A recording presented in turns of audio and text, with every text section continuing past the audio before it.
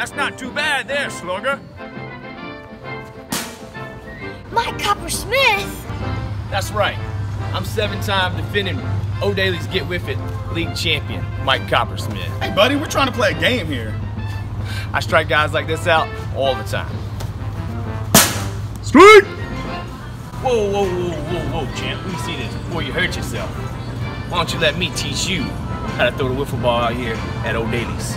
So you don't end up looking like that guy. Let me tell you the 5 W's of wiffle ball. You got whiff, wiggle, wobble, weave, and whiff. Hey, that's really good stuff there. I tell you what, you keep practicing, maybe you could play for Off in the Woods in a few years. You really think? Yeah, probably not. I'm gonna take this back.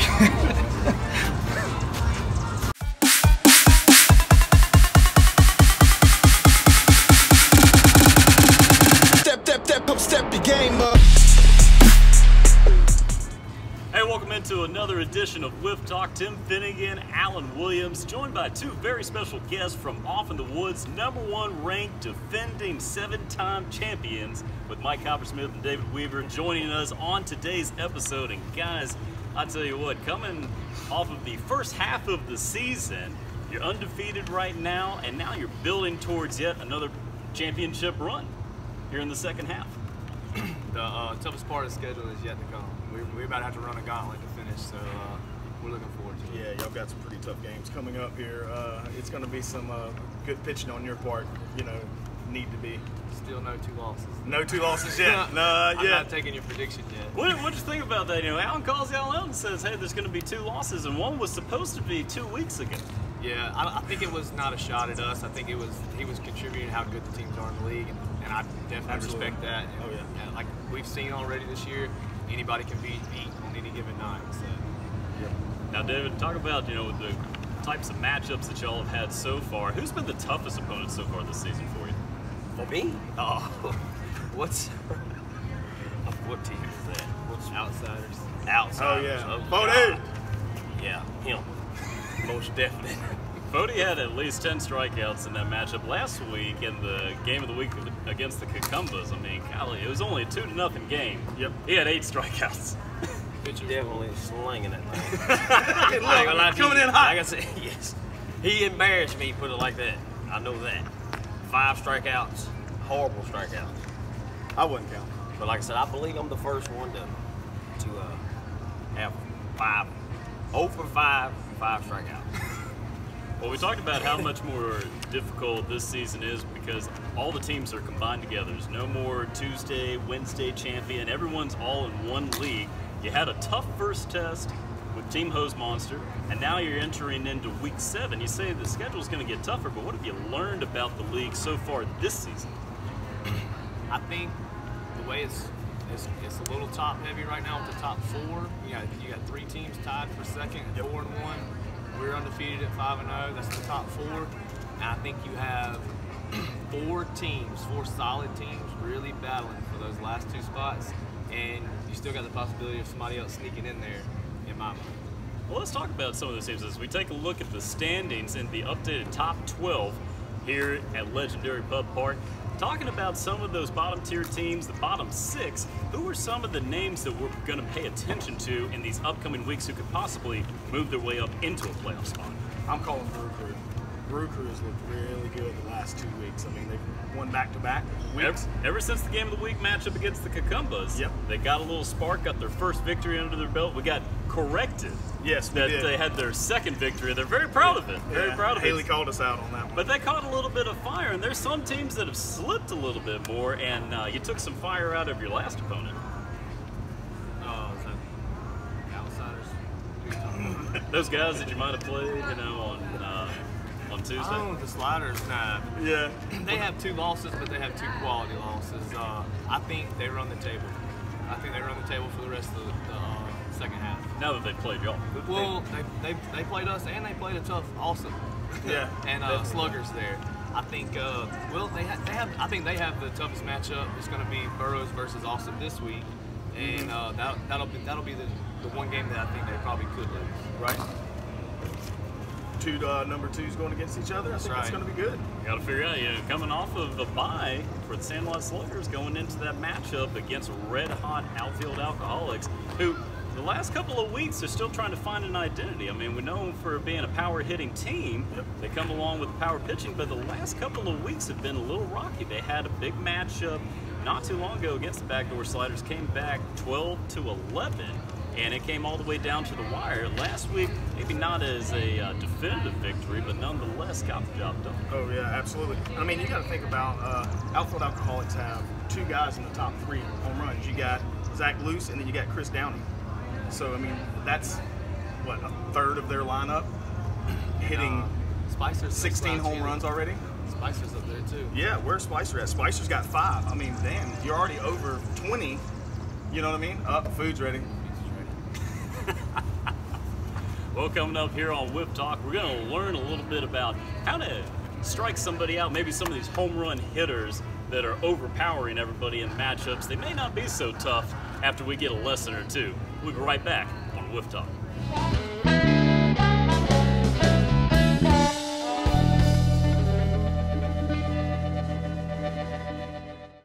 Hey, welcome back into Wiff Talk. Tim Finnegan, Alan Williams, joined by special guest Mike Coppersmith. And Mike, we're talking about pitching. You know, it's such an integral part of the game out here because the wiffle ball isn't exactly like baseball or softball that we grew up throwing. Now we're throwing a plastic ball, but it's a lot harder than the average one. No doubt. These wiffles right here, you got to know which way to turn them, and you got a different amount of arm angles you can throw it from, and it's no telling what it's going to do consistently unless you really get after and practice it. And even the wind sometimes, depending if it's blowing left to right, right to left, or behind you. I know this week I was pitching and the wind was blowing behind me and the ball wouldn't curve in. It was just holding neutral and just flying straight in. It wouldn't break. So you have to pay attention to those things, you know. That early game's been different with the wind.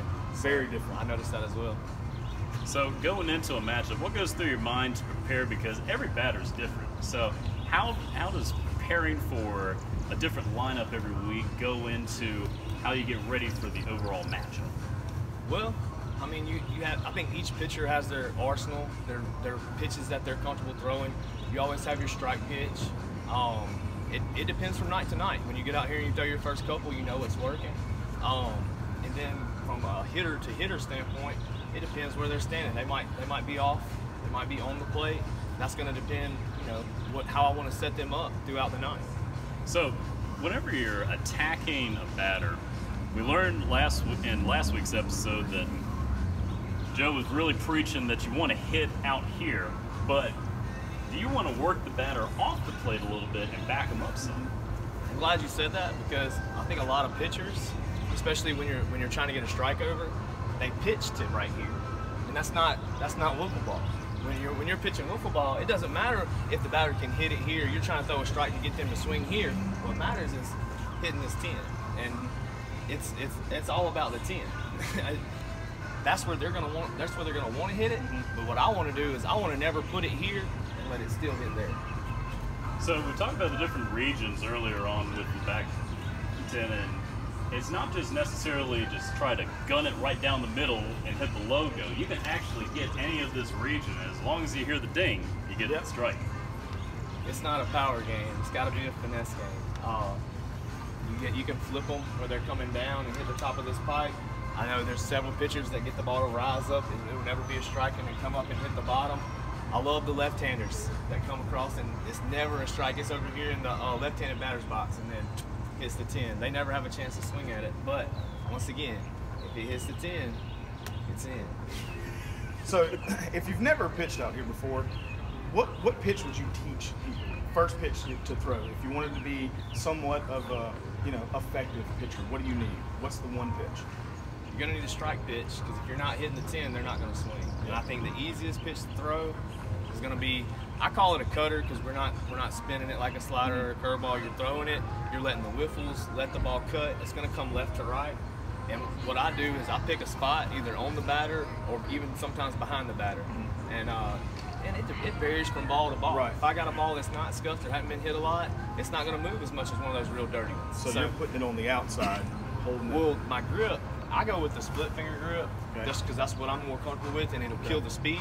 Most everybody else, they're gonna hold it, and if you get the camera right here, you're gonna have whiffles to your arm side. So your whiffle holes are gonna be over there, and when all you have to do is you just throw it, and you just get a natural release, and if you finish that pitch, it's gonna break left to right.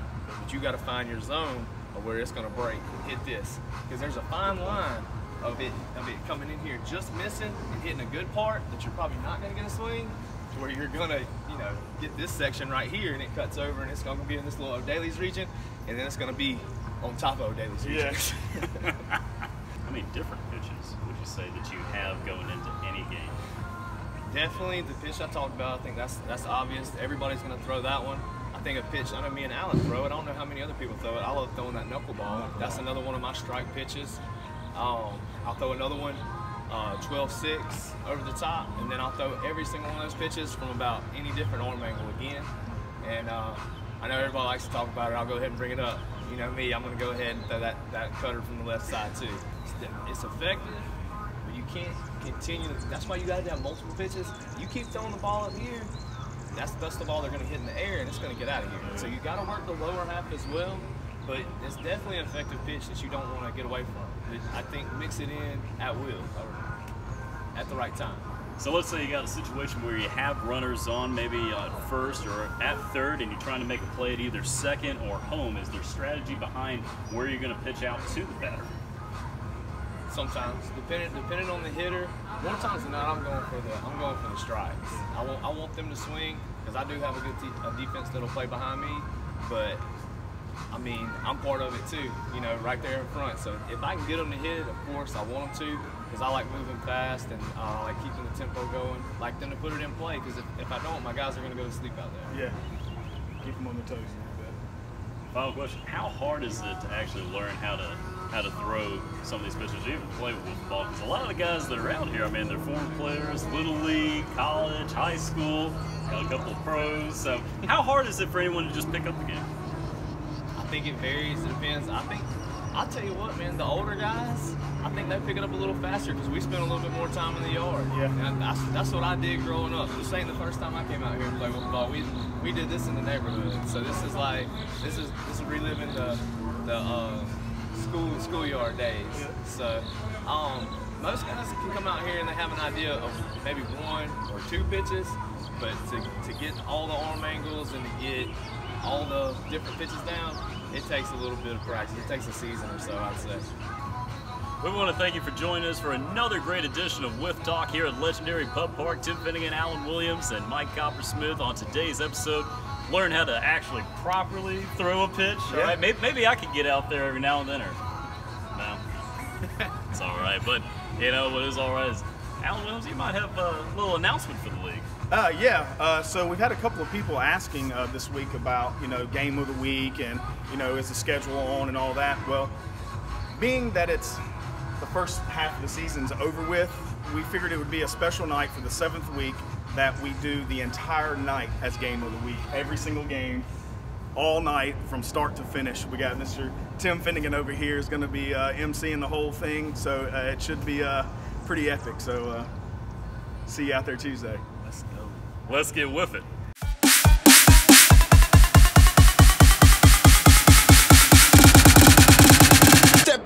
Step your game up.